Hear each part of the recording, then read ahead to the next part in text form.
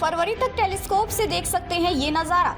Erich के scientist ने बताई ग्रहों की परेड की कहानी। गणतंत्र दिवस से पहले सोशल मीडिया पर ग्रहों की परेड की खबरें वायरल हुई।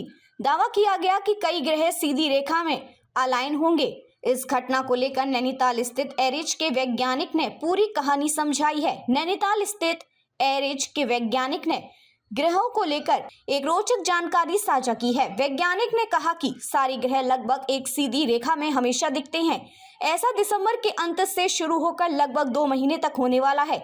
यह कोई बहुत दुर्लभ खगोलीय घटना नहीं है, क्योंकि पिछली बार जून जुलाई 2022 में भी ऐसी घटना हुई थी। दरअसल सोशल मीडिया पर दावा किया गया था कि 25 जनवरी को एक दुर्लभ खगोलीय घटना होगी, जिसमें ग्रहों की परेड होने वाली है या कई ग्रह एक सीधी रेखा में आने वाले हैं। यह भी कहा गया था कि ग्रह एक ही स्थान पर अलाइन होने वाला है, जबकि ऐसा कुछ नहीं था। ग्रहों की परेड एक अनौपचारिक शब्द है। सच ये है कि ना ये ग्रह एक स्थान पर अलाइन होने वाले हैं, ना ही 25 जनवरी को इस तरह का कुछ होने वाला था। एरिच से साइंटिस्ट ने कहा कि सूर्य के चारों ओर पृथ्वी की कक्षा को क्रांतिवृत्त कहा जाता है। उसे बहुत सी खगोलीय बातों के संदर्भ में लिया जाता है। जिस तरह और मंडल की उपलब्धि हुई, उसके कारण सभी ग्रह सूर्य की परिक्रमा करते हैं। इसलिए पृथ्वी से देखने पर सभी अन्य ग्रह रात के आकाश में अलग अलग समय पर लगभग एक सीधी रेखा में नजर आते हैं। साइंटिस्ट ने कहा कि कल्पना कीजिए कि आप एक विशाल चूड़ी के अंदर हैं और अन्य ग्रहों को इस चूड़ी के बराबर चलते हुए देख रहे हैं। ग्रह अलग अलग दूरी की कक्षाओं में सूर्य की परिक्रमा करते हैं। वे ऐसा अलग अलग अवधि में करते हैं। उदाहरण के लिए पृथ्वी के एक दिन को इकाई माने तो बुध को 88 दिन लगते हैं, शुक्र को 225 दिन लगते हैं, पृथ्वी को लगभग 365 दिन लगते हैं और इस तरह अन्य ग्रहों को अधिक समय लगता है। जब तक सूर्य से दूर का कोई ग्रह एक चक्कर पूरा करता है, तब तक पास का एक ग्रह एक से अधिक चक्कर पूरा कर चुका होता है।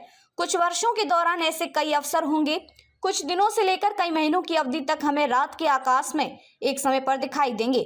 बुध, शुक्र, मंगल, बृहस्पति और शनि इतने चमकदार हैं कि वे खुली आंखों से भी चमकीले तारों की तरह दिखाई देते हैं।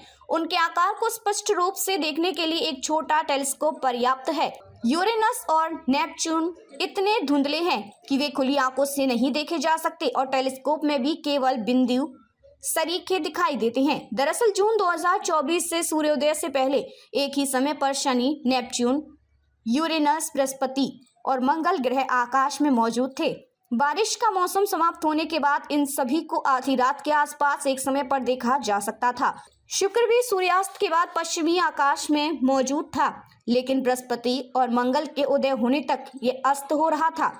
नवंबर के अंत तक मंगल को छोड़कर ये सभी ग्रह शाम के आकाश में दिखाई देने लगे और दिसंबर का अंत होते होते ये सभी सूर्यास्त के कुछ घंटों बाद देखे जा सकते थे।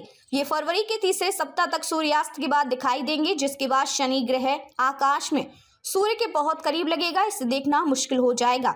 इसलिए ग्रहों की परेड कोई दुर्लभ खगोलीय घटना नहीं है। टेलीस्कोप से इन्हें देखा जा सकता है। एरिच या अन्य खगोल विज्ञान अनुसंधान संस्थानों, तारामंडलों, प्लेनेटेरियम विज्ञान केंद्रों और शौकिया खगोल विज्ञान संगठनों में जाकर दूरबीन के माध्यम से ग्रहों को देखा जा सकता है।